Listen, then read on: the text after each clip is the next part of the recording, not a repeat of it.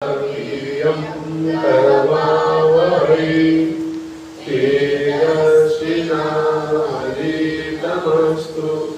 मा विद्विषावहै। ओम शांति शांति शांति। हम लोग यजुर्वेदीय कट शाखा के कठोपनिषद का अनुशीलन कर रहे हैं। इसमें प्रथम अध्याय के प्रथम वल्ली का पाठ पढ़ चुका है। द्वितीय वल्ली में हम लोग प्रवेश किए हैं और द्वितीय वल्ली में भी 7वें मंत्र तक हम लोग पहुंचे। 6 मंत्रों तक मंत्रों का उच्चारण पाठ और उसका व्याख्यान भाष्यकार भगवान का भाष्य इन पर विचार हो चुका है। अब 7वें पर विचार होना है। इसका हम लोगों ने उच्चारण कर दिया था कल। अब इसके अर्थ पर आज हम लोग विचार करेंगे। श्रवणाया अपि बहुभिर्यो न लभ्यः। श्रवणाय मतलब श्रवण करने के लिए चतुर्थी विभक्ति है। श्रवणाय कौन सी विभक्ति है? कैसे मालूम? हाँ, रामाय वैसे श्रवणाय, ठीक है। तो कह रहे हैं कि श्रवण करने के लिए बहुभिर्यो, बहुत से बहुभी यो माने इस प्रकार से बहुत लोगों को यह वेदांत श्रवण करने को भी न लभ्य उपलब्ध नहीं होता है। बहुत लोगों को सुनने का ही अवसर नहीं मिल पाता है। आगे कह रहे हैं श्रवंतो भी, श्रवण अतः अपि, श्रवण अतः अपि, श्रवण मतलब सुनता हुआ। बहुत से लोग जो सुनते हैं वे भी हैं, उसमें से बहुत से लोग यम न विदुर, इस आत्म तत्व को नहीं जान पाते हैं। बहुत से लोगों को सुनने को नहीं मिलता। जिन बहुत से लोगों ने सुना उसमें से भी बहुत लोगों को यह न विदुर, उसको ज्ञात ही नहीं पता है कि ब्रह्म तत्व क्या है। सुन करके भी नहीं ज्ञात होता।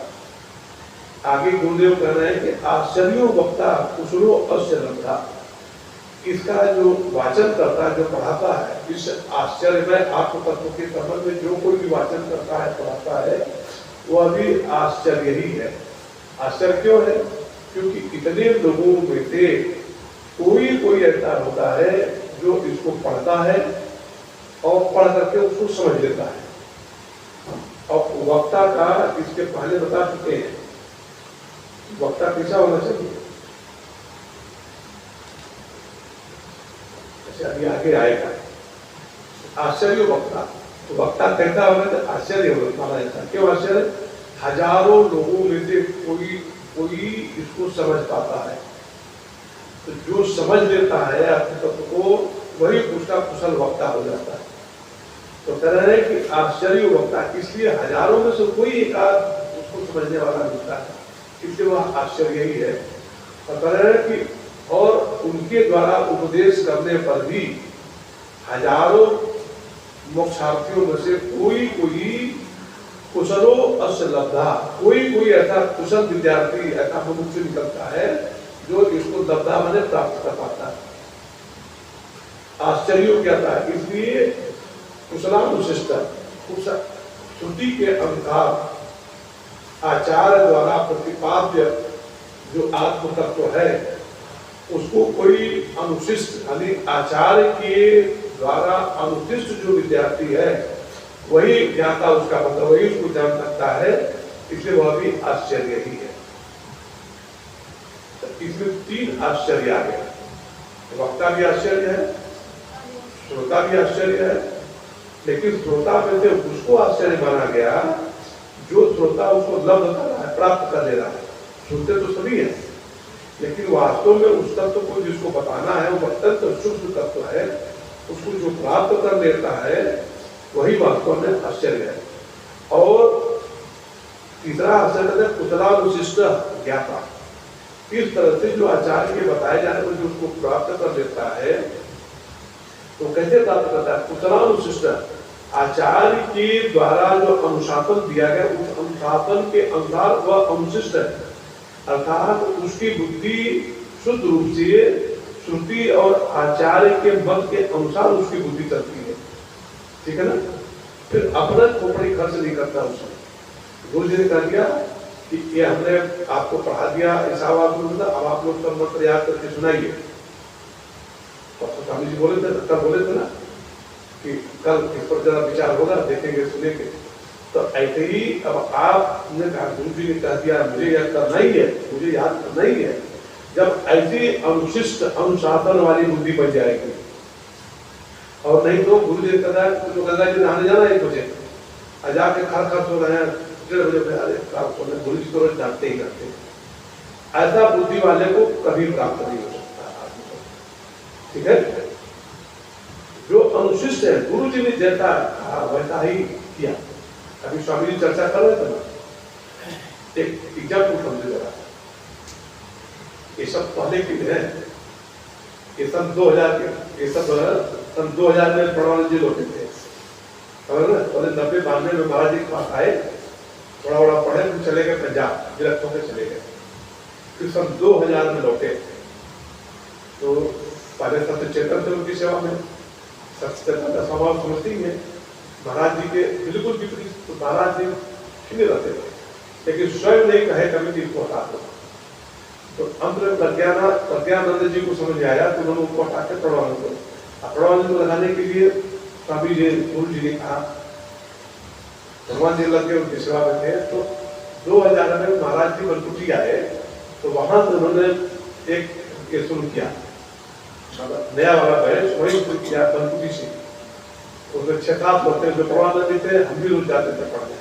गीतावासोपनिषद थे, तो वहां पे 3 ग्रंथ हमने पढ़ा महाराज जी से, तो गीतावासोपनिषद, कठोपनिषद और केनोपनिषद। कौन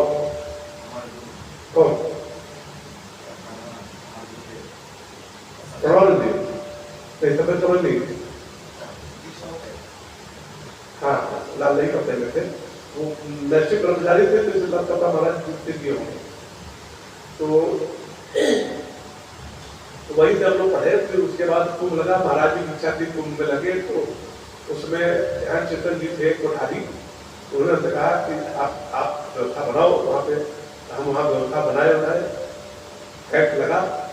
तो आप कैंप पे महाराज जी गए, तो मेरे मन में आया महाराज जी नहावा के आदत थे, तो बाल्टी में उनका लंगोट और पंचांग का सब रहता था। तो मैं सोचा कि कुंभ पवित्र क्षेत्र है, गुरुदेव है मेरे, सेवा में थे प्रवानंद जी। तब मेरे मन में आया कि मैं भी सेवा करनी चाहिए। तो झाड़ू लगाते थे उनके कमरे में और करते थे। तो एक दिन महाराज जी क्या हुआ कि महाराज जी उस दिन वो हो नहीं पाए थे, व्यस्त रहे हुए कहीं। तो महाराज जी चले गए उधर पंडाल में जहाँ प्रवचन होता है। प्रवानंद जी उधर पार्टी अंदर पकड़ जाते हैं, एक डीजे पर चल रहा है। प्रवानंद जी पकड़ लिए, रोक बिल्कुल नहीं हमको कर देती है। हमने कहा भाई कभी आप नहीं समझते हैं, महाराज जी को जब पता लगेगा तो महाराज जी ये समझेंगे कि इसको हार मालूम पड़ता है मेरा साथ करना, इसलिए दूसरे से कराया। जरा देखिए सेवा भाव में कितनी तीक्ष्णता होनी चाहिए, बात समझ ना। महाराज जी ये समझेंगे कि इसको भार कर रहा है, जबकि मैं तो प्रेम बस मांग रहा हूँ। अब वो मेरे प्रेम के नाते अगर देवी देते तो अब सोचे कि उनको क्या लगा कि गुरु जी कहीं ये ना सोचे कि इसको भार मालूम पड़ रहा है, इसे करा रहा है। अब वहां बनकुटी में हम परमानंद जी साथ साथ कितना फौड़ा चलाए हैं, नाली साथ की है। हम तो अधिकारी थे, अफसर, हमारे पास जो 10-12 नौकर रहा करते थे, आवाज से लेकर वहां पर। लेकिन केवल गुरु जी को पसंद करने के बाद खेत बताइए, कभी फालतू चलाने वाला व्यक्ति फौड़ा चलाता था, मोड़ करता, नाली साफ करता था, है ना। महाराज जी सब देख लिया, समझ को जानते थे कि इसके पास तो खुदे नौकर है, लेकिन यहाँ से ऐसे कर रहा है। तो मैं तो बिना पढ़े ही मुझको भगवान ने गुरुदेव ने सब ज्ञान दिया। मैं आपको क्या बताऊंगा आपको, मैं कोई भी ग्रंथ पढ़ता हूँ मुझे लगता है उनको आ रहा है। मैं हृदय में ज्ञान, आप वास्तव में ज्ञान स्वरूप है ना, तो गुरुदेव बैठ करके सारा उड़ते रहते हैं। मैं कैसे बताऊं इस बात को? तो इसलिए जो भी स्वामी जी ने कहा ना, केवल गुरु की कृपा से ही सारा कुछ प्राप्त होता है। अब उसकी कृपा कैसे प्राप्त हो, सारा चेष्टा इसमें। गुरु जी ने कहा कि किताब आप लोग पढ़ो तो किताब आप लोग पढ़ेंगे, गुरु जी कहा किताब पढ़ो तो बंद कर देंगे, गुरु जी कहा खोल दो तो खोल देंगे, गुरु जी कहा किताब रखाओ तो रखाएंगे, गुरु जी का जाओ ले आओ ले आएंगे। जो गुरु जी कहते वो करो, समझे ना? गुरु आज्ञा जरिए से आज्ञा सब सुचाही के बाद तुलसीदास जी हनुमान जी करे भरत जी को समझा रहे हैं कि अपने इष्ट की आज्ञा पालन करने से बड़ी कोई सेवा नहीं होती है। सबसे बड़ी सेवा यही है। गुरु प्रसन्न कैसे होता है? गुरु केवल सेवा से ही प्रसन्न होता है। सेवा कौन सा? विभिन्न प्रकार की सेवा होती है। कोई धन से सेवा करता है, कोई हाथ पर दबा के सेवा करता है, कोई झाड़ू पोछा लगा के सेवा करता है, कोई कपड़ा साफ करता है ना? अब कोई गुरु जी जैसा कहे वैसा करता है। तो सबसे बड़ी सेवा वह है जो गुरु की आज्ञा का पालन करता है ना? तो इसलिए ये वास्तव मानिए कि उसको कह रहे हैं कुशलानुशिष्ट आश्चर्यों क्या, ऐसा ज्ञाता जो कुशलानुशिष्ट है। इसमें कुशल है, अनुशिष्टता में यानी अनुपालन। गुरु जी के आज्ञा के अनुसार जिसकी मति अनुशिष्ट हो चुकी है, ऐसा जो कुशल ज्ञाता है वो भी आश्चर्य होता है। ऐसा ज्ञाता कौन आपको मिलेगा? अगर विचार करिए, शंकराचार्य भगवान के समय का सबसे बुद्धिमान पदाचार्य को माना जाता था, लेकिन कुशलानुशिष्ट कौन बना? शंकराचार्य बने, जो महान कर्मकांडी, वेदांत को मानने वाले नहीं। ऐसा व्यक्ति जब शंकराचार्य के सामने झुका, ऐसा कुशलानुशिष्ट बन गया कि जो शंकराचार्य जी करते थे वही करते थे। उन्होंने इनसे कुछ लिखने को कहा पदाचार्य जी से, अपने कोई ग्रंथ कुछ लिखने को कहा था ना, ग्रंथ क्या याद नहीं पड़ा है? हाँ, ब्रह्मसूत्र को तो वार्तिक, ब्रह्मसूत्र के ऊपर वार्तिक लिखने को कहा। और सुरेश्वराचार्य ने कहा कि मेरे भाष्य पर वार्तिक लिखो। तो ये मुंह फुलाए, इसको कर्मकांडी को कहा नहीं क्या पहुंच पाएगा ब्रह्म तत्व सुरेश्वराचार्य को। अब सुरेश्वराचार्य चुपचाप, जैसा महाराज जी ने कहा,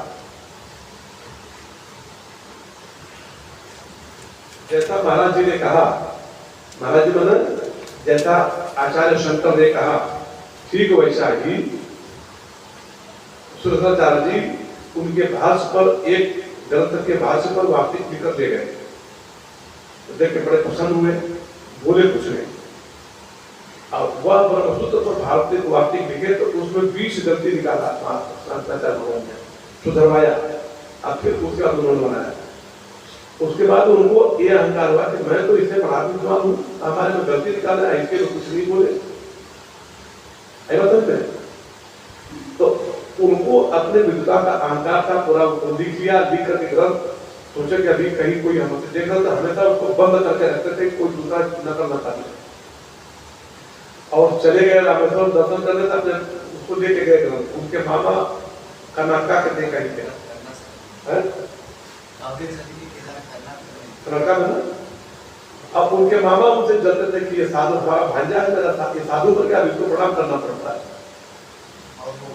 ये समस्या हमको भी आती है। मेरे जो रिश्तेदार है ना, कल एक आया था ना, कथा सुन रहे, तो ये सब उम्र में हमसे श्रेष्ठ है, तो सब बड़े चिढ़ते हैं कि हमको इनको प्रणाम करना पड़ता है है कि नहीं? वो एक डीएम साहब आते हैं ना, हमारे सीनियर है, मेरे सीनियर थे वो। अब वो भी फोन करता हूँ, स्वामी जी ओम नमो नारायण। अब उनका हंसे कहते मुझे भी प्रणाम करना पड़ता है भाई। अब यह कह करके अपना अहंकार निकाल लेते हैं कि अहंकार ही तो है कि भाई मुझको भी प्रणाम करना चाहिए, साधु हो गए आप। ये क्यों कह रहे हैं? इसलिए करेंगे कि आपके अंदर वो झिझक अभी बनी हुई है कि मैं तो बड़ा था, अब तुमको भी प्रणाम कर रहा हूँ। मतलब इसको समझो, सुश्रुता कहना क्या मतलब क्या है वहां पर, कि वह लेकर गए, उनके मामा जी के यहाँ चले गए, दर्शन करते, मामा जी ने किताब जला के भस्मीभूत कर दिया। ऐसे क्या घर में आग लग गई थी, भस्म हो गया। तो अब लौट के आए, वो लड़का आकर है तो उन्होंने कहा कि भगवान तो मेरा तो व्रत चला गया। बड़े दुख देते पद्मपादाचार्य जी, बड़े सिद्ध पुरुष थे, हल्के फुल्के नहीं थे, लेकिन विद्वान सिद्ध होने के बाद भी एक ईर्ष्या द्वेष और ये सब उनके में था। अब तुलसाचार्य की मैंने बिल्कुल नहीं था। तो उसके बाद तो उन्होंने कहा ठीक है तुम दुखी मत हो, हम तुमने हमको एक बार सुनाया था तो उसको याद करता है।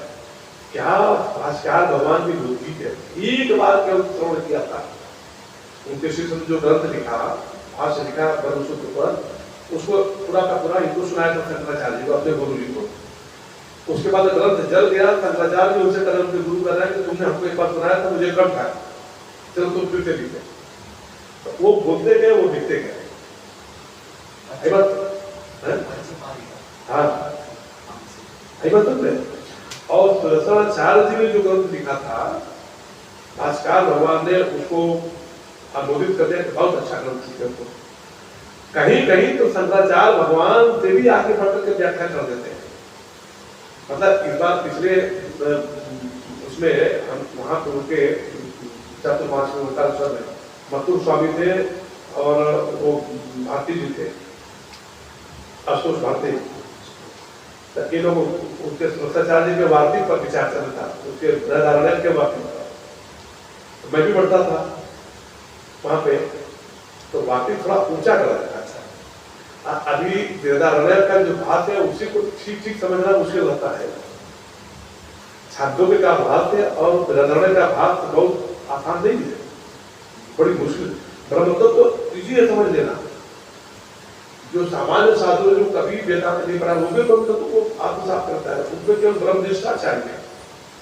आपकी निष्ठा पक्की तो ब्रह्म तत्व आप समझ लेंगे, लेकिन ग्रंथ समझने के लिए विद्वता चाहिए, है ना। तो वहां पे उस पर ग्रंथ पर विचार चल रहा था, वार्तिक पर। दोनों का भी मत था। मैं स्वयं अनुभव कर रहा था कि इधर शंकराचार्य जी के भाष से भी बढ़िया चीज तो इसी जो भाषा में क्लियर नहीं होता तो लोग वार्तिक पढ़ते हैं, तो वार्तिक मत पढ़ते जाता है। तो इस समझ के रखिए कि उनके में ऐसी शुद्ध बुद्धि कैसे आ गई, जबकि कर्मकांडी पंडित थे। बहुत तर्क हुआ शंकराचार्य जी का, बहुत कई दिन तक तर्क चला। फिर उनकी पत्नी ने तर्क किया, फिर पत्नी ने कर दिया काम विद्या पर तर्क कर दिया। उसकी पत्नी ने कहा कि इसका भी उत्तर दूंगा। और शंकराचार्य योगी भी थे, तो गए एक राजकुमार मर गया था, तो उसके किसी मणिकर्णिका की बात है, पद्मपादाचार्य को उसका रामनगर में रोक दिया था, एक बिल्डिंग किराए पर ली है, उसमें अपने शरीर को रख दिया। कहा कि मैं अपनी आत्मा को निकाल कर वहां जा रहा हूँ, तुम मेरी शरीर की रक्षा करना, क्योंकि लौट तुम रोज किसी शरीर में आऊंगा। अब उसके बाद इस शरीर में जब आए उस राजकुमार के, और लकड़ी पड़ी रख दी गई मणिकर्णिका पर जलाने के लिए। शंकराचार्य भगवान प्रविष्ट हुए उसमें, फिर उसके बैठ गया, फिर वो घर गया और राजकुमार था अपने पत्नी के साथ वो रहा। 1 महीने तक वहां रहा, करके अनुभव करके फिर लौट के अपने शरीर में चले गए। राजकुमार फिर मर गया। अब भास्कर भगवान अपने शरीर में प्रविष्ट होकर के फिर जाकर के माहेश्वर में ओंकारेश्वर जाके माहेश्वरी एक जगह है माहेश्वर, माहेश्वरी में जाकर के फिर साथ करके उसको परस्त किया पत्नी को। पत्नी ने कहा ना कि अभी आपने पति पत्नी हम दो हैं, तो अभी आपने आधे अंग को प्राप्त किया, अभी आधा अंग आपके मैं आपसे करूँ। तो भास्कर भगवान उनको भी प्राप्त किए, तब जाकर के वो उनके नतमस्तक को उनका शीर्षक को ग्रहण किए। और ऐसा तर्क देने वाला भी व्यक्ति उनके सामने जब भगवान भास्कर जी की कृपा हो गई उसके ऊपर, तो क्यों कृपा हुई कि गुरु जी कृपा आयतु की, कृपा तो आयतु की है, लेकिन पात्रता अपनी बनानी पड़ती है। पात्र साथ शिष्य को बनना पड़ता है, ठीक है ना। गुरु जी तो अमृत वर्षा कर रहे हैं, जिसका पात्र का मुंह खुला रहेगा वही प्राप्त करेगा ना। तो पात्र खुला होने का हेतु आपको बनना पड़ेगा। तो ऐसा जो कुशल अवशिष्ट ज्ञाता हो जाता है वह भी आश्चर्यवत है। इसीलिए सभी उनके चारों शिष्यों में से सबसे आश्चर्यवत हम लोग इनको शंकराचार्य को ही मानते हैं। अब वार्तिक में केवल उन्हीं के वार्तिक की मानता है कि नहीं, पद्मपादाचार्य की मानता ही नहीं है, उपलब्ध भी नहीं है।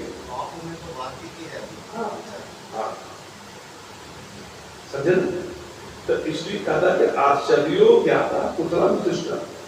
गुरु जी के कहने के अनुसार जिसकी बुद्धि अनुशिष्ट हो गई है, ऐसा ज्ञाता भी बहुत ही आश्चर्य है, क्योंकि बिल्कुल ठीक ठीक गुरु जी के अनुसार चलने वाला मिलना बहुत कठिन है। इसने सिद्ध कर दिया है नचिकेता ने। उन्होंने एक बार बताया, आप उसे प्रतिबदल कर दिया, वो प्रसन्न हो गए गुरु जी। भाष्कर भगवान क्या कहते हैं, श्रवणाय अपि श्रवणार्थम श्रोतुम अपि यो न लभ्य आत्मा। बहुत से लोगों को जो सुनने के लिए भी उपलब्ध नहीं होता है।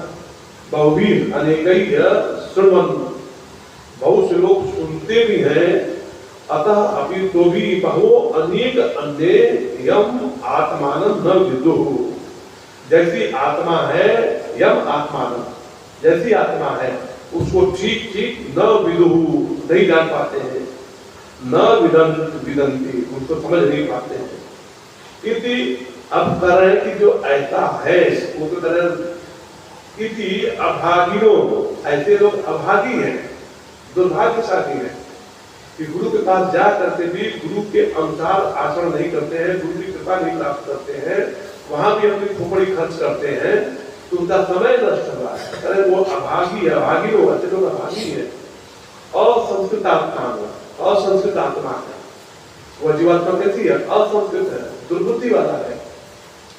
न विजानियो, क्योंकि वो गुरु के द्वारा संतुष्ट किए जाने पर भी वो नहीं जान पाया ज्ञान को।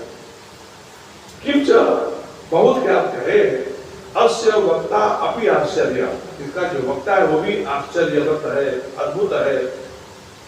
ये वो अनेकेषु कश्चित् एव भवति। क्यों आश्चर्यवत है, क्योंकि अनेकों में से कोई एकाध इसका ज्ञाता बन करके अपने वक्ता बनता है, सभी नहीं बन पाते। बहुत से लोग हैं आत्मतत्व को जानते हैं, व्यक्त नहीं कर सकते हैं। बहुत से लोग हैं कि आत्मतत्व को जानते नहीं है, वक्ता को करते हैं।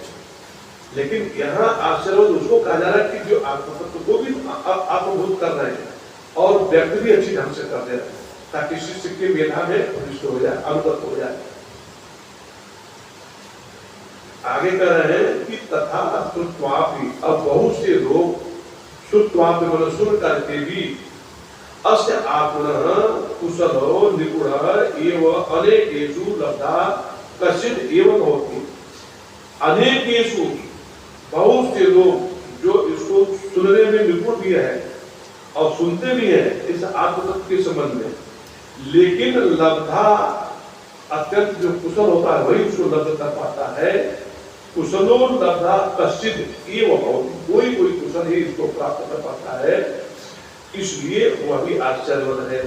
यस्मात् आश्चर्यो ज्ञाता, इसका ज्ञाता आश्चर्य जिस कारण से है, कश्चित् एवं कुशलानुशिष्ट, वह कुशलेन निपुणेन आचार्येण अनुशिष्ट, आचार्य के द्वारा कहे हुए शब्दों के अनुसार जो अनुशिष्ट है, जिसकी बुद्धिमता, जिसकी बुद्धि आचार्य के अनुसार हो रही है, वही अनुशिष्ट है और वही उसको प्राप्त करते हैं, वो भी आश्चर्य है।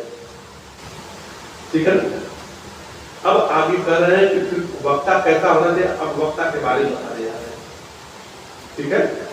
इसलिए प्राय ऐसे वक्ता जो खाली बकबक तो करते हैं लेकिन वास्तव में आत्मतत्व से उनका संबंध नहीं बना है, ऐसे वक्ता वास्तव में उनके पढ़ाने का कोई लाभ नहीं मिलता। आप चाहते होंगे हमारे आश्रम को मगर में अभयानंद जी का आश्रम है ना, कितना अच्छा बोलते हैं अभयानंद जी, है ना। लेकिन अभयानंद जी के सारे शिष्य एक एक करके सब उनसे झगड़े करते हैं।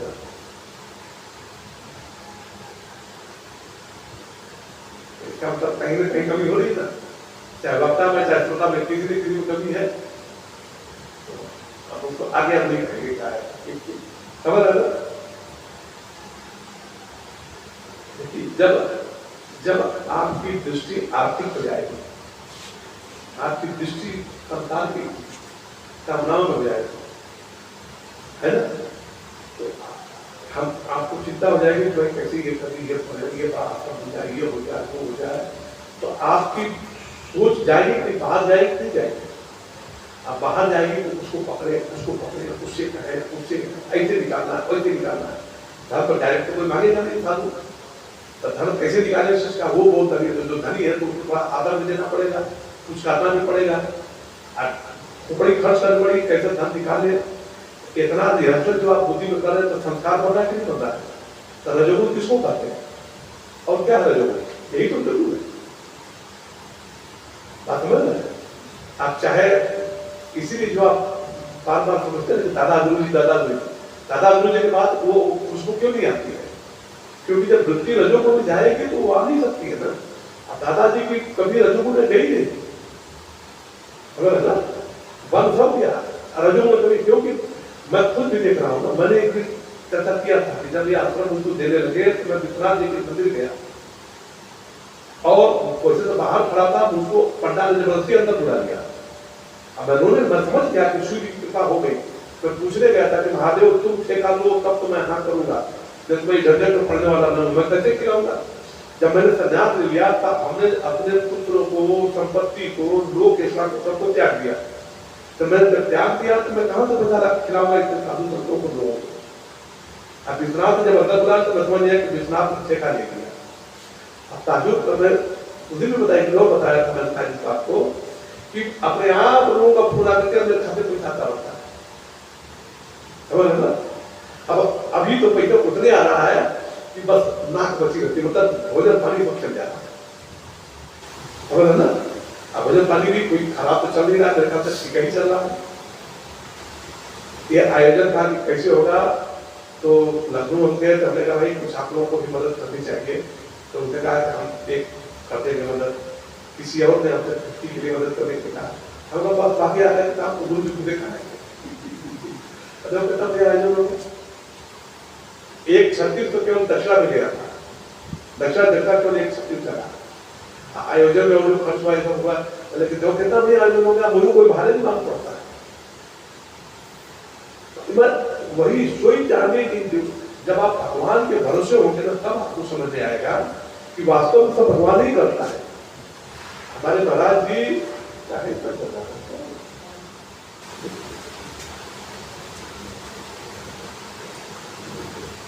देखो महाराज हम लोग तो कभी कभी कामना भी करते हैं कि एकता पंजाब ठीक रहेगा, तो महाराज में कभी कामना ही नहीं उत्पन्न होती। हम तो कभी कभी ये सोचते हैं कि जरा ऐसी व्यवस्था हो जाए तो सबको तो ऐसी व्यवस्था बना सकती। महाराज को कभी ये हुआ ही नहीं रहता, समझ ना? उन्हीं के तब का फल है कि ओंकारेश्वर भी फल फूल रहा है, ये भी चल रहा है, लखनऊ भी चल रहा है, बनपुटी 12-13 आश्रम महाराज अपने आप चल रहे हैं। जैसे इतने लापरवाह वहां पे कोठारी रखे गए हैं, चाहे मैं देख रहा हूँ, चाहे किरपानी के हो, चाहे रामगढ़ के हो, चाहे कटघरा के हो, ये सब ताला बंद कर दिन भर काय बनते, काय का आश्रम है भाई? कोई साधु इसलिए तो वहां पर महाराज ने लिया था कि परिक्रमा वाले साधु आएंगे तो रहेगा, इधर दिन भर ताला बंद काय बनते, इधर वो जजमान क्या, वो भक्त क्या, वो क्या जाए तो वहां खाए तो वहां अपने आप कुछ करना नहीं। अगर मैं आश्रम धारी, अरे आश्रम चला रहे हो, आश्रम तुम्हारी व्यवस्था ताला बंद करके आश्रम ताला बंद रहेगा तो काहे का आश्रम है? जब कोई वहां पर रहने नहीं करेगा, भगवान का मंदिर में ताला बंद करके घूम रहे हैं, तो ठीक होता है करके व्यवस्था तो अच्छी करानी चाहिए।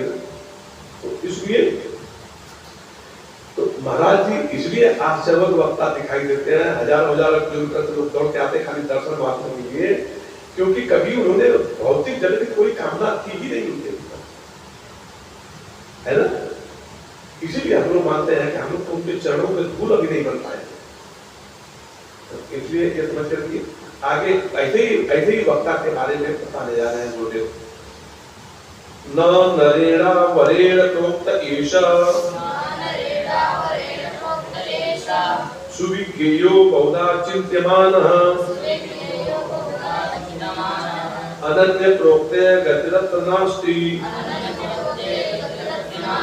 अज्ञान ही अतर्कम अणुप्रमाणात्। कह रहे हैं कि न नरेण, नरेण कौन सा वचन है, कौन सी विभक्ति है?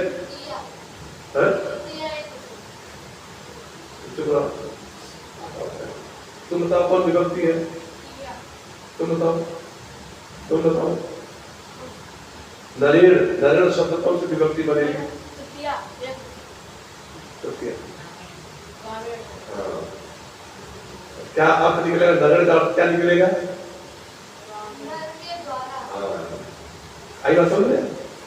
न, नर के द्वारा न, किसके द्वारा? पता नहीं, नर के द्वारा ही होगा, लेकिन किस नर के द्वारा ये बताने जा रहे हैं। अवरेण प्रोक्ता ऐसा, अवरेण माने दूसरे, प्रोक्ता माने कहा गया, ऐसा माने इस आत्म तत्व के संबंध में, इस माने इस आत्मा, इस आत्मा प्रोक्त, इस आत्मा के बारे में जो कहा जा रहा है, अवरेण नरेण प्रोक्त न लभ्य। समझ आया? अवर मनुष्य के द्वारा, अर्थात इस आत्म तत्व को जो दूसरे लोग हैं, जो उनके द्वारा कहे जाने पर वह लभ्य नहीं हो सकता है, प्राप्त नहीं हो सकता है। क्यों नहीं प्राप्त हो सकता है?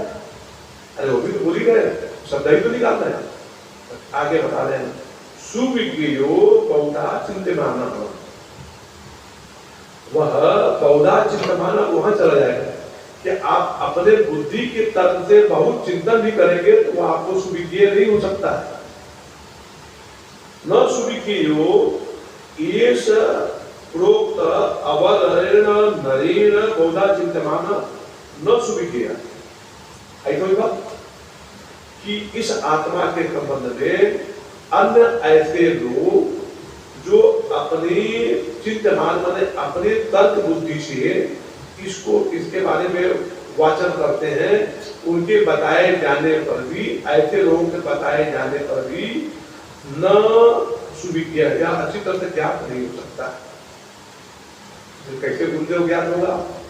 अब आगे अगले वाक्य, अनन्य प्रोक्ते गतिरत्व नास्ति अनयान ही अतर्क्यम अरुण प्रमाणा। अनन्य प्रोक्ते, प्रोक्तवान कौन होना चाहिए? जो अनन्य हो। अनन्य का क्या अर्थ बनता है? क्या बनता है? तुम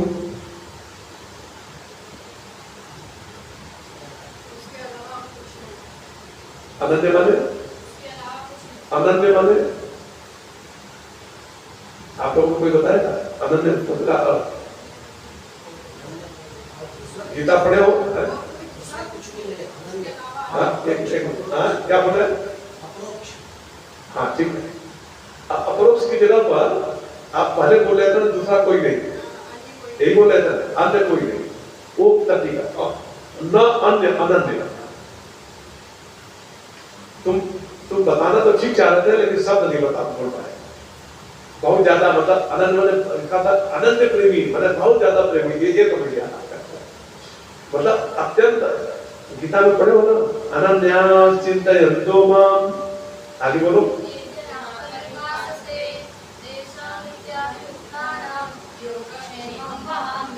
है ना?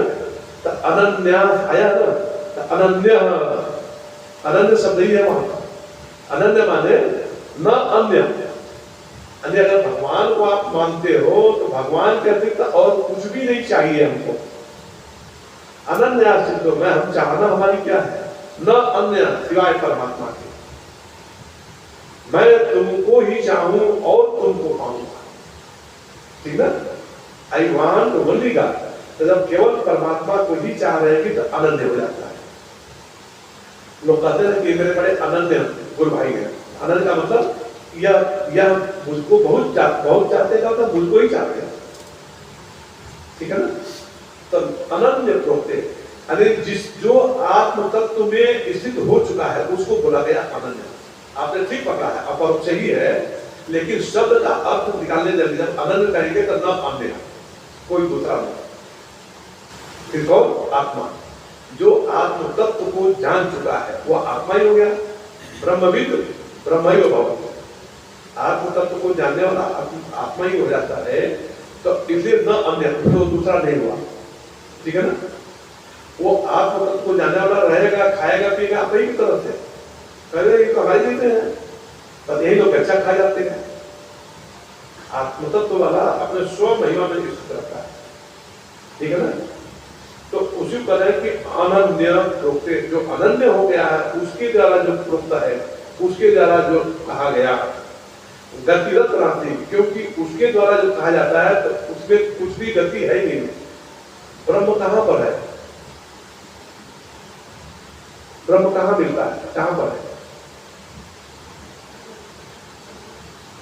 हरिव्यापक सर्वत्र समान, क्या मतलब है? सभी जगह रहता है। तो आत्मा कहाँ है? सब जगह, सर्वत्र है। तो जब सब जगह आत्मा है तो कोई आत्मा कहीं जाएगी क्या? तो गति अस्ति नास्ति दोनों शब्द नहीं बनेगा। न तो उसमें गति है, न अस्ति है, न नास्ति है। ठीक है। अब गीता के 13वें अध्याय में आकर के भगवान क्या कहता है? नासत नासत उच्चते, आया नहीं है? गीता रखे 13वां अध्याय देखो, हमारे पास तो दूसरा है कि तीसरा है?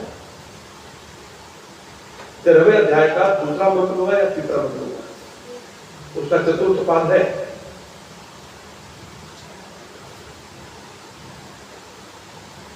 मिला?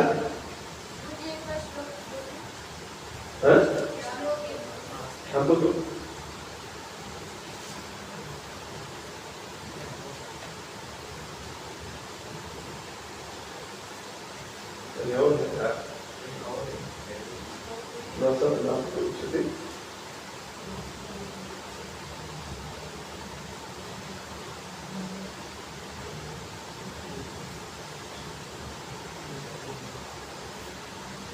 इसी में है 12वां मंत्र, 12वां ज्ञेयम यत् प्रवक्ष्यामि यत् ज्ञात्वा अमृतम् अश्नुते अनादि मत् परम ब्रह्म न सत् नासद उच्यते।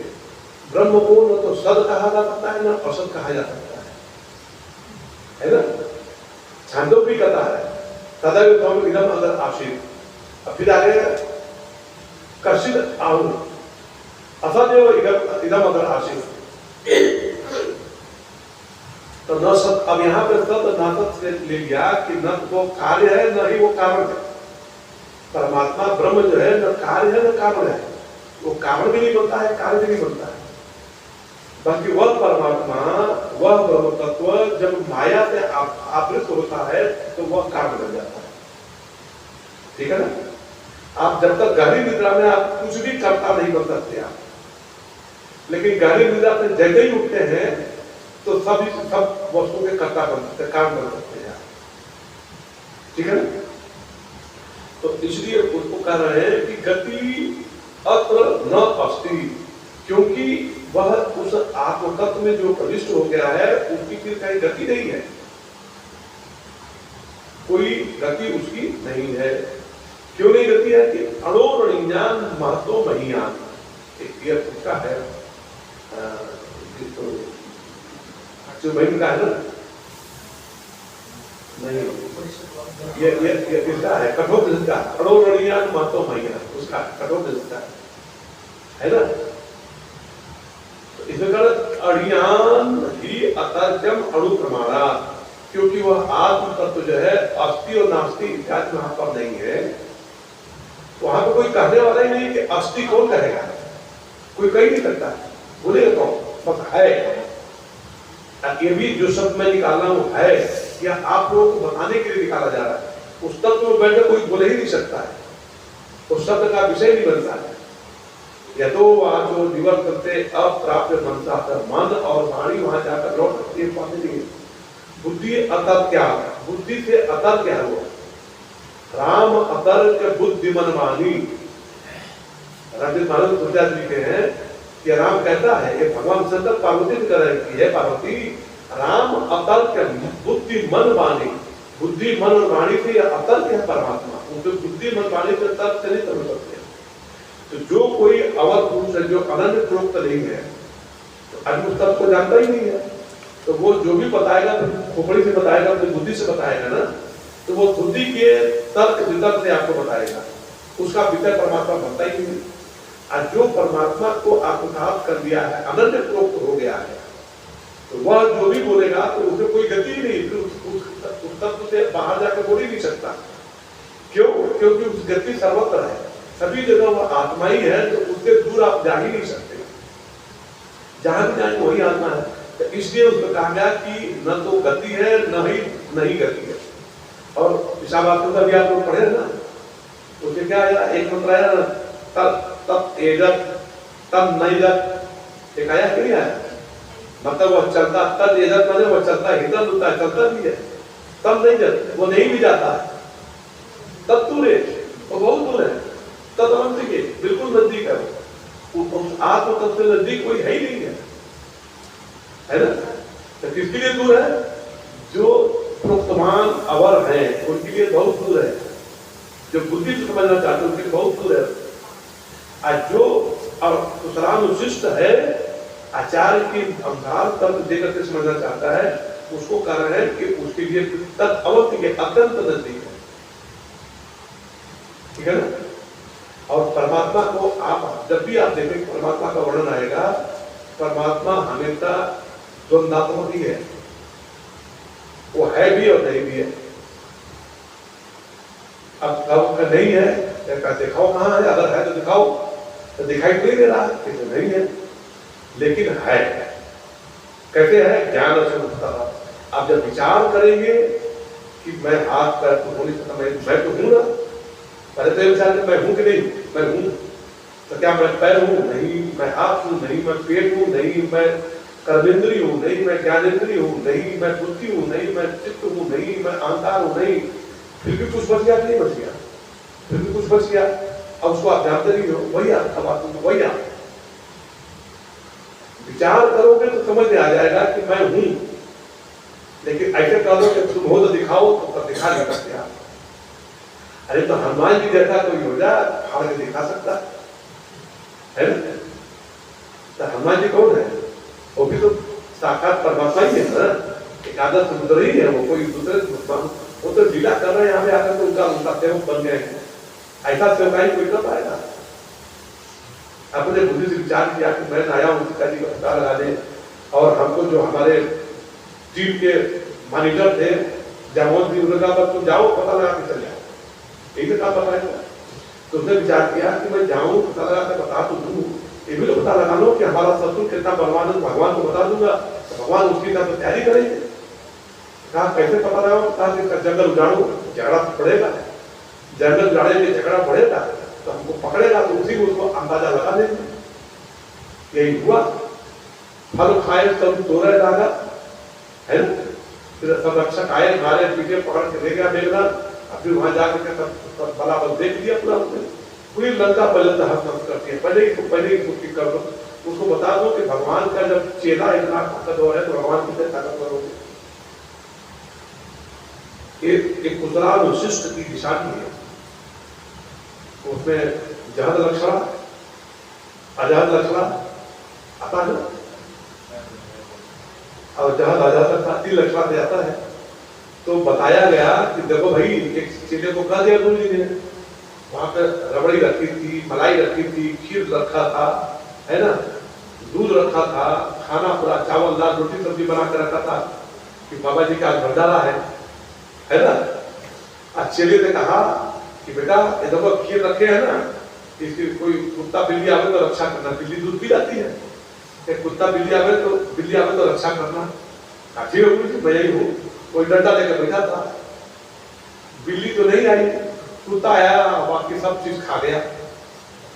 तो आया जगह गुरु जी क्या है, कहे कि गुरु जी कोई बिल्ली नहीं आई थी, तो दूध देखे बच्चा, कहे दूध, हमने दूध इसलिए कहा था कि दूध के साथ सबकी रक्षा अपने आप समझ लेना चाहिए, हमने दूध को प्रतीकात्मक कहा ना, बाकी तो अपने आप समझ लेते।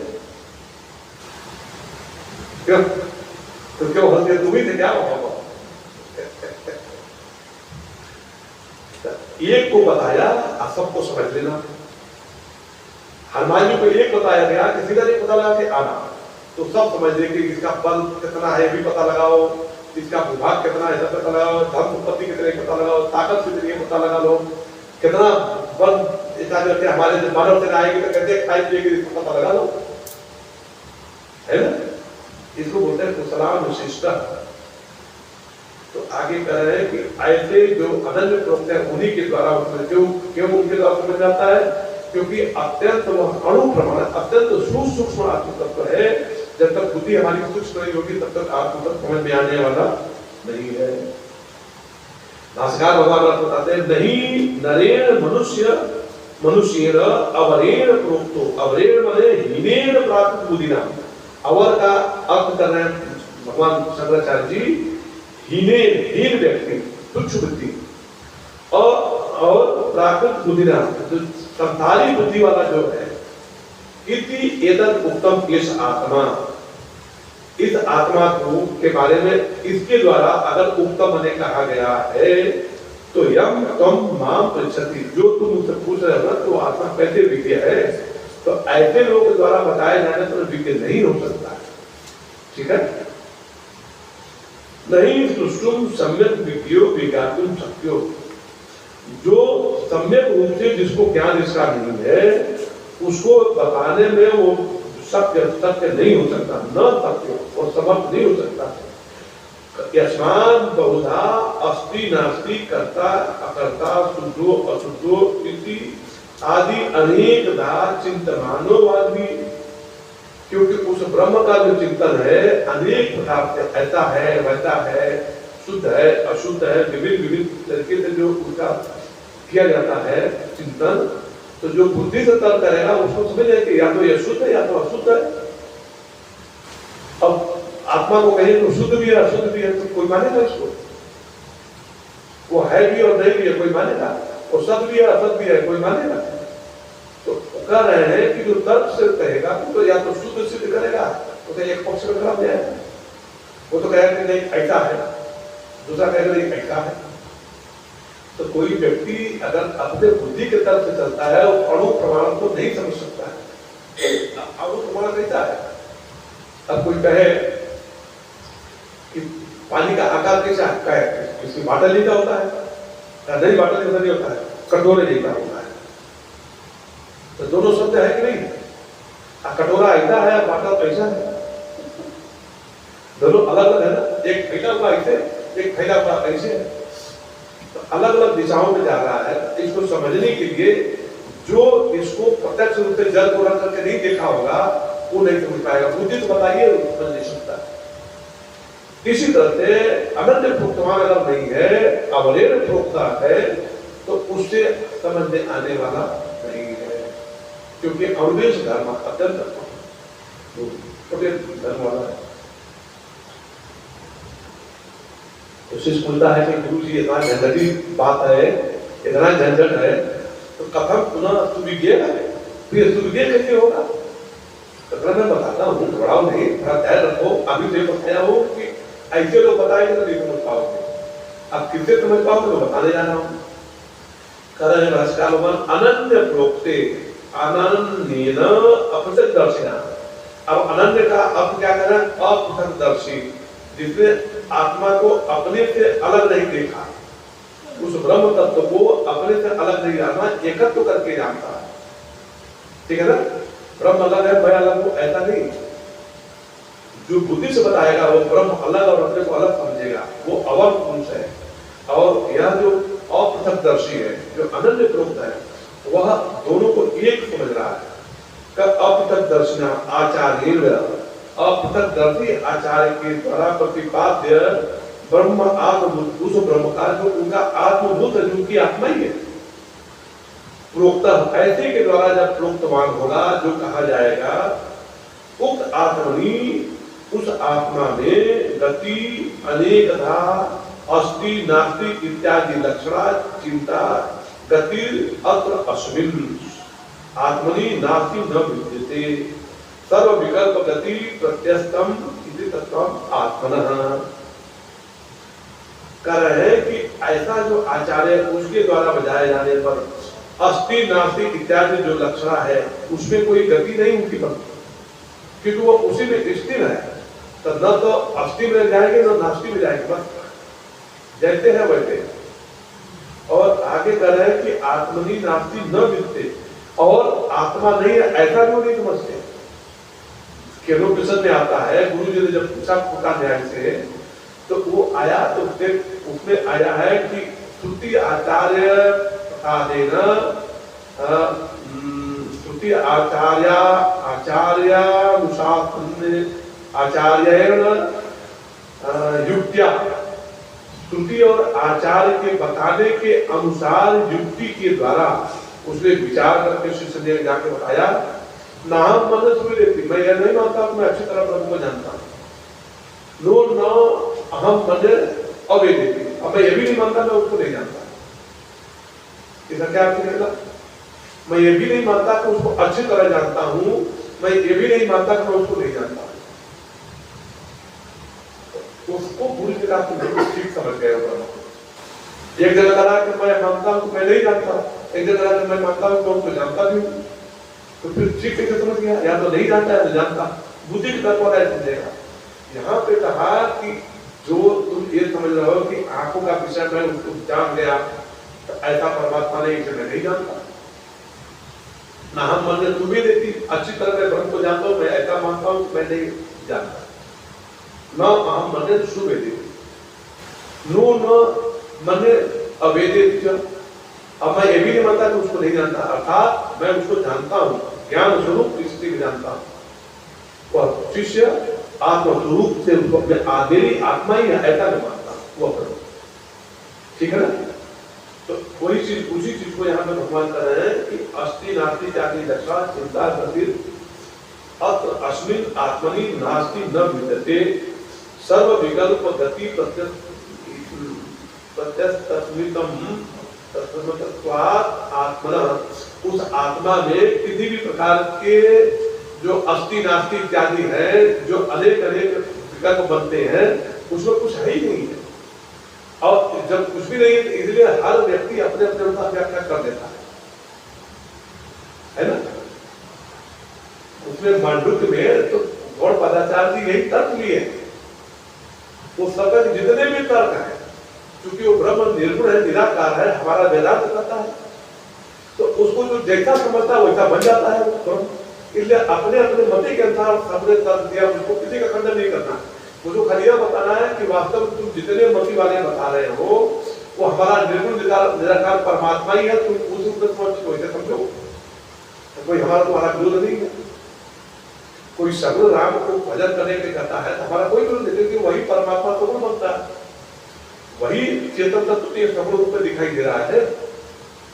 तो इसलिए वहां पे कोई अस्ति नास्ति इत्यादि कोई गति नहीं, कोई विकल्प ही नहीं बनता, अनेक अनेक भेद वहां बनता ही नहीं है। आज जिसकी जैसी मति है वैसा वैसा अनेकों भेद भी बन जाता है उसी परमात्मा में। लेकिन जो अनन्य प्रोक्त होगा उसमें कोई गति नहीं, वो बिल्कुल निश्चय। तो क्या उसमें आया है ना कि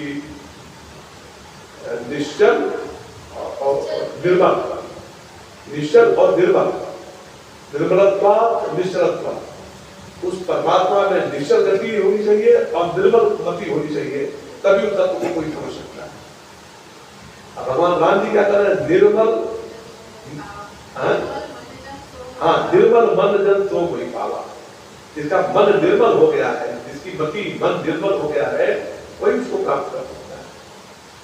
तो इसलिए उसी चीज में हम भगवान अथवा आगे कर रहे हैं, उसी को फिर बता रहे हैं कि अथवा ये भी समझो कि स्व आत्मभूते अन्य अस्मि, जो स्व आत्मा, जो अपनी आत्मा उसे जो अनन्य हो गया था, आत्मा कोई जिसने समझ लिया कि आत्मा ही ब्रह्म है, अहम ब्रह्मास्मि, आत्मनि प्रोक्ते अनन्य प्रोक्ते, जो उसको लेकर के बोल रहा है वही अनन्य प्रोक्त है।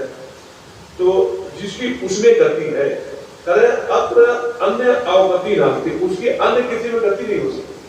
जिसने आत्म तत्व को ठीक से समझ लिया है उसकी अन्य में गति हो नहीं सकती। ज्ञेयस्य अन्यस्य अभावात्, वहां पे दूसरा कोई ज्ञेय पदार्थ है नहीं। जब आत्म तत्व कोई होगा, क्या मैं उसको अच्छी तरह से मैं जान रहा हूं, कैसे कर सकता है? कोई दूसरा हो तब तो जाने, जो जानने वाला वही तो है, और कोई है ही नहीं दूसरा। आप यहाँ खड़े हो मुझे कि मैं तुमको अच्छी तरह से जानता हूँ, कोई सुनेगा धीरे धीरे पागल हो गए क्या? कोई दूसरा हो तब तो कहना ना तुमको अच्छी तरह जान, कोई दूसरा तुम दिखाई नहीं दे रहा। जैसे अनन्य प्रोक्त मने जो स्वात्मनि अपृथक रूपेण ब्रह्म दर्शी सब अनन्य प्रोक्ता, ठीक है? आगे कह ज्ञान से ही एता परानिष्ठा, अर्थात ज्ञान में ही इसकी परानिष्ठा हो गई है। यद आत्मैकत्व विज्ञानम, जब उसका आत्मा और ब्रह्म में एकत्व रूपी विज्ञान की निष्ठा पक्की हो गई, परानिष्ठा हो गई है, तो यही उसको कहा गया अनन्य प्रोक्ता। तो अतो अवगंतव्य अभावात्, इसलिए उसकी कहीं गति भी नहीं होती, कहीं अवगत, कहीं उसको गंतव्य नहीं है, अगंतव्य नहीं है, न आगंतव्य है, न तो गंतव्य है न आगंतव्य है, और न अभावात्, और कोई उसका अभाव भी नहीं है, न गति, इसलिए उसकी गति नहीं कही जाती है। अत्र अवशिष्यते, यही बस वो है, अवशिष्यते माने अस्ति, संसार गति व अत्र न अस्ति। क्यों?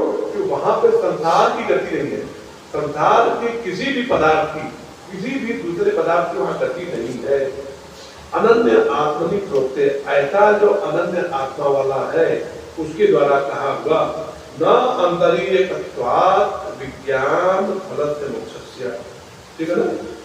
क्योंकि वह जो अनन्य प्रोक्तवान है, प्रोक्तवान प्रोक्ते न अंतरीयत्वात् विज्ञान फलस्य मोक्षस्य, और उस जो अनन्य प्रोक्तवान है उसके अतिरिक्त अगर कोई प्रोक्तवान है तो उसको फल रूपी मोक्ष रूपी फल की प्राप्ति संभव नहीं है।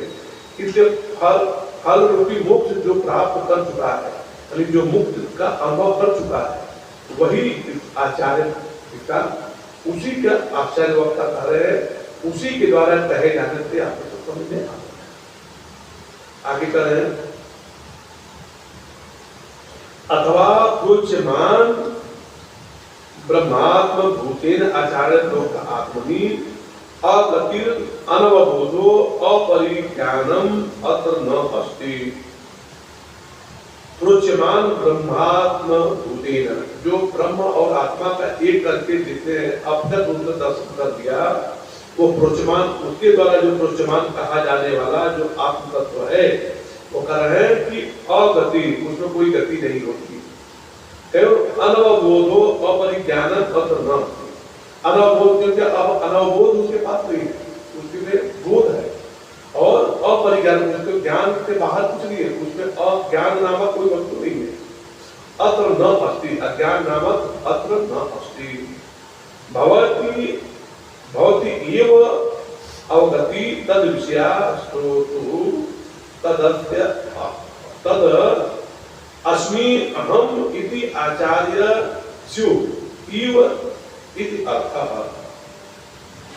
ऐसा जिसकी कोई गति अन्य नहीं बनती है, श्रोतु सुन करके तद मतलब तदाकार हो गया, अरे तत्पदार्थ के अनुरूप अपने को अस्मि बन गया, अहम इति मैं ही हूँ, ऐसा जिसने अनुभव कर दिया, इति आचार्य स्यु, ऐसा जो आचार्य बना, एव इत्यर्थ, अनंत प्रोक्त का यह अर्थ है। इतना दूर भगवान भास्कर ने केवल अनन्य प्रोक्त को यहाँ से लेकर खत्म पुनः अनन्य प्रोक्त को यहाँ से लेकर के यहाँ तक केवल अनन्य प्रोक्त के बारे में बताया। अब सुविज्ञेय का वर्णन करने जा रहे हैं। एवं सुविज्ञेय, किस प्रकार के अनंत प्रोक्त के द्वारा जो सुविज्ञेय आत्म तत्व है, आगमवता, जो आगम के द्वारा आचार्यन अनन्यतया प्रोक्त, उस आचार्य जो अनन्यतया हो गया है उसके द्वारा जो प्रोक्तवान है वह सुविज्ञेय आत्म तत्व है। इतर यथा, अब इसके अतिरिक्त ही अज्ञान अणु प्रमाण आदि अपि संपद्यत आत्मा, यदि कोई उस अणु प्रमाण वाले आत्मा का कोई संपादन करता है, उसके अतिरिक्त जो अनन्य प्रोक्त नहीं है, इतर प्रोक्त है, तो कह रहे अतर्कम तर्कम स्वबुद्धिया अभ्युहेन, वह अतर्क परमात्मा तत्व को अपने तर्क बुद्धि के द्वारा अभ्युन माने उहापोह करके विचार करके तर्क के द्वारा जो अभ्युन कर रहा है, प्रोक्तवान हो रहा है, केवल तर्क के द्वारा ही बता रहा है।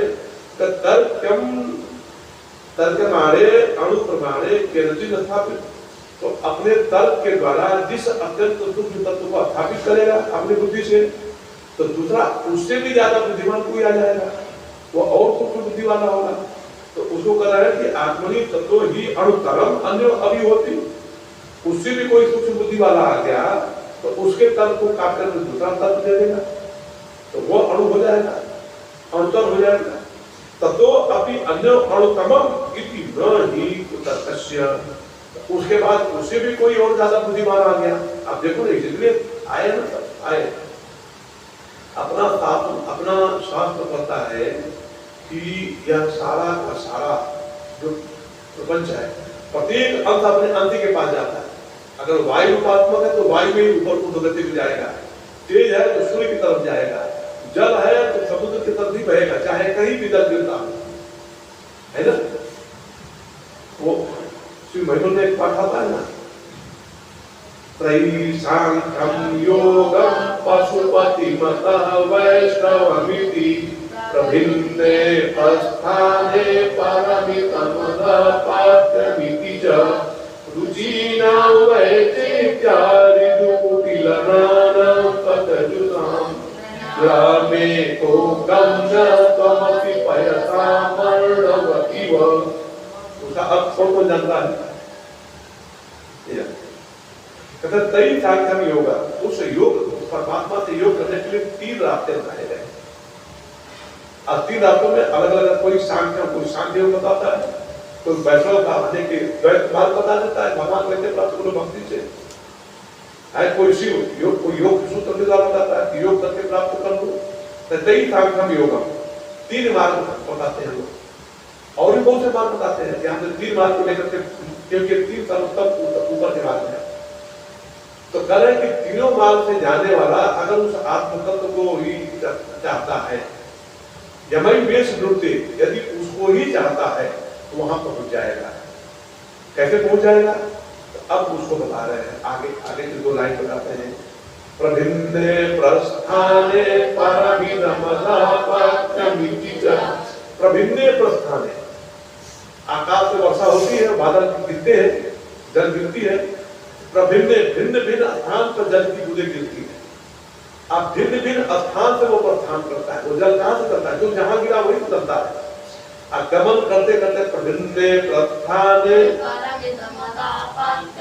विभिन्न विभिन्न पथ से बने रास्ते से होकर जाता हुआ आगे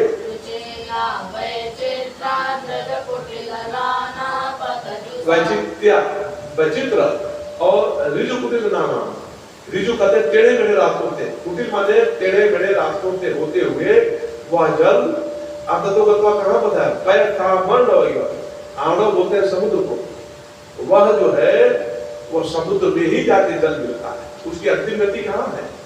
समुद्र में, ठीक है ना, अंतिम गति उसकी समुद्र में है। इसी तरह यह जीवात्मा, चाहे आप कुछ भी मानो, द्वैत मानो, अद्वैत मानो, विशिष्टाद्वैत मानो, आप जो है गौतम जी का न्याय कुछ भी मानो, लेकिन सबकी गति, जब आप संसार को छोड़ देंगे, बिल्कुल शुद्ध हो जाएंगे, निर्मल अदृष्ट हो जाएंगे, तो आप अद्वैत नहीं जाएंगे, कोई दूसरी जगह नहीं मिलेगी। हमारा शास्त्र कहता है कि जो जिसका जल किसका अंत है? समुद्र का अंत है, तो समुद्र में ही जाता है। चाहे पहाड़ पर गिरता हो, चाहे काशी में गिर रहा हो, वो समुद्र में ही जाएगा, है ना। और ढेला पत्थर जो पृथ्वी से उत्पन्न हुआ पदार्थ है, सेब कुछ भी हो, वो कहीं उसको जाके वहां पर जाके राकेट से अगला दीजिए, वो लटक के ही आएगा। कहीं पैदल आप जा रहे हैं, कभी का दर्शन सिर पर गिर पाया तो जय सीताराम हो जाएगा। एक बार आपको याद है ना, बहुत हल्ला मचा था, भारत का जो पृथ्वी उपग्रह था उसकी आयु पूरी हो गई थी और उसको डिस्ट्रॉय करके गिराना था। नासा वाले जैसा दिशा में लगे रहते हैं ना भारत के वैज्ञानिकों को, स्काईलैब, यस, तो वो सब बड़ा के भारत के ऊपर गिरने वाला बड़ी चिंता पकड़ ली। तो फिर उसके बाद उसको शायद सैटेलाइट से आकाश में मार के फोड़ करके उसको संदर्श किया, ऐसा समझ आता है। लेकिन गिरेगा आएगा, वो भी जो बलवा गिरा होगा, छोटे छोटे टुकड़े पृथ्वी पर ही आया होगा, तो उन्हें लोकेशन देके मारा ना, ताकि पृथ्वी गिरेगा तो कोई मकान पर कुछ भी गिरा तो टूट हो जाएगा, इसलिए जल पे गिरे तो कोई वेल मछली बच जाए, कुछ बच जाए, लेकिन आदमी तो बच जाए।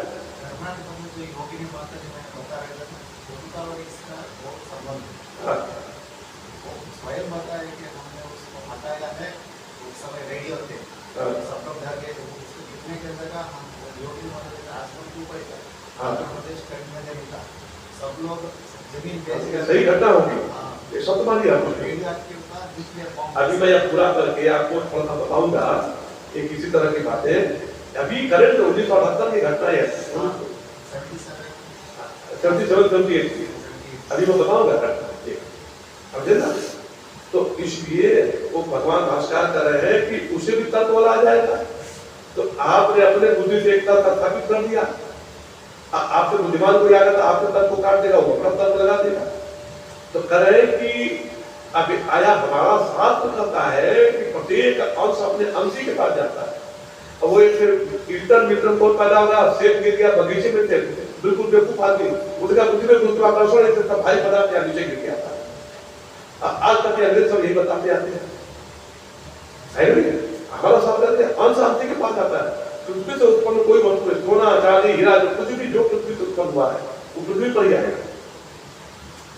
तो इसलिए कह रहे कि भगवान भास्कर कह रहे हैं कि अगर बुद्धि के तर्क से कोई चीज मानोगे, यही कारण है कि वैज्ञानिकों का देखो ना, एक सिद्धांत आया, एक आया पहले डाल्टन थ्योरी। जो लोग फिजिक्स पढ़े होंगे जानते होंगे, हम तो इंजीनियरिंग के विद्यार्थी, फिजिक्स मैथमेटिक्स का हमारा पूरे सब्जेक्ट था। अब फिजिक्स सबसे बढ़िया सब्जेक्ट मेरा रहा है, बहुत बढ़िया सब्जेक्ट। मैं फिजिक्स में 98, 97, 98, 90 यही नंबर पाता था। एक दो नंबर प्रैक्टिकल में नहीं करता था। हम प्रैक्टिकल काम करने में बहुत है ना। तो उसमें जो है वो फिजिक्स में तो उसमें आता है एक डाल्टन थ्योरी आई। तो डाल्टन को फिर कट करके उसके बाद जो है जो न्यूटन थ्योरी आई, न्यूटन के बाद फिर करके आइंस्टीन थ्योरी आई, है ना। आइंस्टीन थ्योरी बहुत दिन तक चली। अब आगे आकर के आइंस्टीन थ्योरी फेल हो गई, है ना। आइंस्टीन थ्योरी ने आइंस्टीन लाया जिसे एटम बम बनाया था, उसी की थ्योरी पर आइजनहावर ने एटम बम बनाया था। आइंस्टीन मॉलिक्यूलर तक गया था, मतलब परमाणु तक पहुंचा था। तो उसने आइंस्टीन थ्योरी दिया था कि E=mc²। अच्छा, उसने एक सिद्धांत बनाया कि कभी भी कोई वस्तु नष्ट नहीं हो सकती है। इस ब्रह्मांड में जितनी वस्तुओं का रूपांतर होता है, जल है तो ठोस बन जाएगा, ठोस है तो जल बन जाएगा, गैस बन जाएगा, तेज बन जाएगा, वायु बन जाएगा, लेकिन समाप्त हो जाए कभी संभव नहीं है। ये तो हमारा शास्त्र कब से चिल्ला के कर रहा है, कब से चिल्ला कर रहा है कि आत्मा कभी नष्ट होने वाली नहीं है। न जायते मृत्युर्वा वा कदाचित नायम भूता भवता वा न भूय। तुम मानते ही नहीं हो, वह आत्मतत्व ही सब कुछ बना है, सारा आत्मतत्व ही बना है। ये जो अध्याय हो रहा है उस आत्मतत्व से आत्मा के माया से आकाश, आकाश से वायु, वायु से ये सब उदित बना, अब फिर पंचीकरण करके पिंड बन गया, ब्रह्मांड बन गया, उदित बन रहा है। तो मूल में कौन है? एक आत्मतत्व ही तो है। तो वही आत्मा तो ये सारे जगत का कारण है। ब्रह्मसूत्र पढ़ेंगे उसमें आगे जन्मादि सत्य, जो जन्म आदि का जन्मादि यतः अस्य, अस्य माने इस जगत का जो कारण है, अतः वही तत्व परमात्मा, वही ब्रह्म है ना। तो ये सब बातें ये कर रहे हैं कि इसलिए नहीं कुतर्क निष्ठा क्वचित विद्यते। इसे कुतर्क की कहीं निष्ठा बन नहीं सकती है, कुतर्क का कोई प्रमाण नहीं दिया करता। एक आप लोग अभी जी के शरण में सब लोग आ गए हैं, जो लोग यहाँ पर है तो आगे आएगा एक साधन पंचकम है।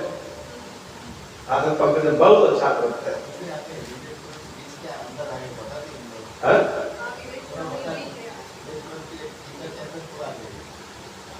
साधन पांचों पंचक आया। अच्छा, आपने टीका भी पाया, आज व्याख्यान किया क्या उसका? अच्छा, अब देखो, मुझको याद नहीं है तो मैंने फिर अपना ग्रंथ खोला, फिर देखा। अब कह रहे हैं कि वाक्यार्थश्च विचार्यताम् श्रुतिशिरः पक्ष समाश्रियताम्। क्या कर रहे हैं? वाक्यार्थश्च विचार्यताम्, जो श्रुति के वाक्य है उस पर विचार करो। कैसे विचार करो? श्रुतिशिरः पक्ष समाश्रियताम्, श्रुति का जो वेदांत, श्रुति शिर मतलब श्रुति का जो सिर है, मतलब वेदांत, तो वेदांत का जो है उस पर आश्रय लेकर, उसका आश्रय लेकर के अपनी बुद्धि लगाओ। आगे सावधान करें, दुष्तर्क का सुविरम देता हूं, दुष्तर्क से विराम ले लो, दुष्तर्क को छोड़ो, अपनी खोपड़ी से मत सोचो। कैसे सोचो? श्रुति मत तर्को अनुसंधीयताम, श्रुति मत के अनुसार अपनी बुद्धि को लगा करके उसको विचार करो, तब तुमको आत्मतत्व की प्राप्ति है ना।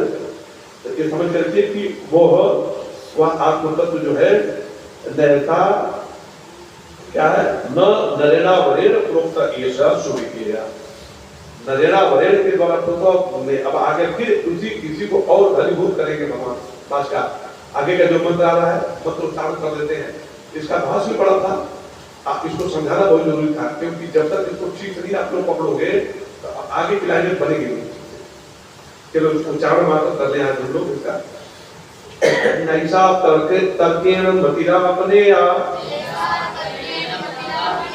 प्रोक्तानन्दैव तु ज्ञानाय पृष्ठः यां त्वमाप सत्यधृति वर्तासि त्वां त्रिगुणो भूयान् नचिकेतः पृष्ठा। यहाँ पर गुरु जी नचिकेता की प्रशंसा कर रहे हैं। यह नचिकेता, तुम्हारे जैसा मुझे और विशिष्ट प्राप्त हो। हम भी भगवान से प्रार्थना करते हैं कि हम भी जमराज जैसे गुरु बन जाए और हमको भी नचिकेता जैसे शिष्य मिले, है ना। परंतु मेरी योग्यता बने, फिर आगे फिर भगवान इसी प्रार्थना के साथ ओम सहना भवतु सहनौ भुनक्तु सह वीर्यं करवावहै तेजस्विनावधीतमस्तु मा विद्विषावहै।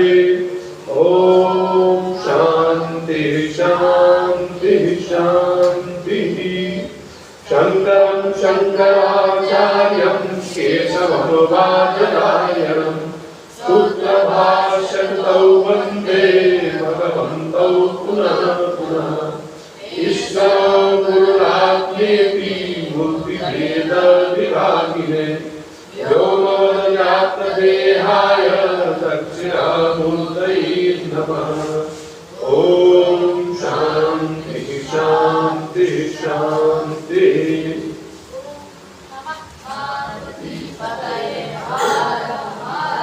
ओम नमो नारायणाय। आप लोगों को दो बातें बता दी थी।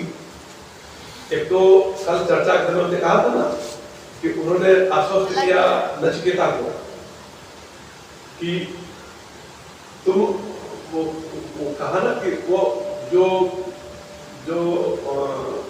विद्या अभीष्ट बुद्धि वाला ही इसको प्राप्त कर सकता है। तो ऐसा मैं मानता हूँ। तो नचिकेता थोड़ा सोचा कि हम विद्या अभीष्ट है कि नहीं, क्योंकि हमने 3 वर्ष में तो 2 वर्ष तो जगत संबंधी माना। तो अब जब सोचने लगा तो आगे उसने हमने कल बताया था ना, मंत्र आया जो तो कहा कि मैं तुमको विद्या अभीष्ट मानता हूँ। ऐसा उन्होंने आश्वस्त कर दिया कि नचिकेता मैं तुम विद्या अभीष्ट वाले हो, चिंता मत करो। तो मैंने उस समय कहा था कि अर्जुन को भी भगवान कृष्ण ने ऐसा ही एक बात बताया था। तो हम लोग कल खोज रहे थे, उसमें तो ये बात टाइम लग जाएगा, तो हमने वो खोजा। 16वें अध्याय का आप 5वां मंत्र देखिए गीता में। 16वें अध्याय का 5वां मंत्र भगवान दैवी संपत्ति और आसुरी संपत्ति का वर्णन कर रहे हैं। तो उन्होंने कहा कि जो स्वर्ग से लौट कर आते हैं तो वो दैवी संपत्ति लेकर आते हैं, और जो नरक से आते हैं वे आसुरी संपत्ति लेकर आते हैं। इसका दैवी संपत्ति का और आसुरी संपत्ति का वर्णन 16वें अध्याय में आया। 16वें अध्याय के 1 से लेकर के 3 मंत्र तक, 3 श्लोक तक तो दैवी संपत्ति का वर्णन किया, और चौथे में उन्होंने आसुरी संपत्ति का वर्णन किया। अब अर्जुन सोचने लगा कि हम भी तो भाग रहे हैं यहाँ से, मैदान युद्ध के मैदान से, कायरता, नपुंसकता, क्लैब्यम इत्यादि मेरे में भी तो सभा, तो मैं कौन वाला हूँ? मैं धनुर्धर भी हूँ बड़ा वाला, तो मैं उसमें से दैवी संपत्ति वाला हूँ कि आसुरी संपत्ति वाला हूँ? अब वो भी अपने को संदेह में अपने विचार करने लगा। भगवान उसके मन भाव को समझ, भगवान तो सर्वज्ञ है, उसके भाव को समझ गए। तो 5वें में तुरंत उसका निदान कर दिया ताकि ये मेरा चेला मुझसे भाग न जाए, मेरे हाथ से निकल के कहीं गायब न जाए। कहता जब हम जो कहीं नहीं तो क्या करें, बोलिए छोड़ नहीं पड़ेंगे।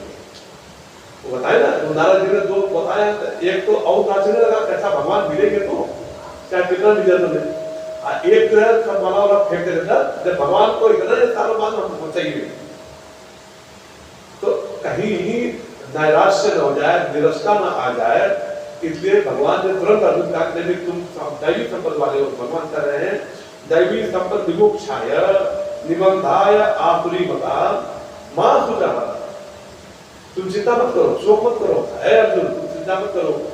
संपदम दैवी अज्ञातो असि पांडवा, असि बने द्वितीय वचन उसको प्रयोग कर रहे हैं, है ना, मध्यम पुरुष के लिए प्रयोग कर रहे हैं, मध्यम पुरुष बोलते हैं ना, है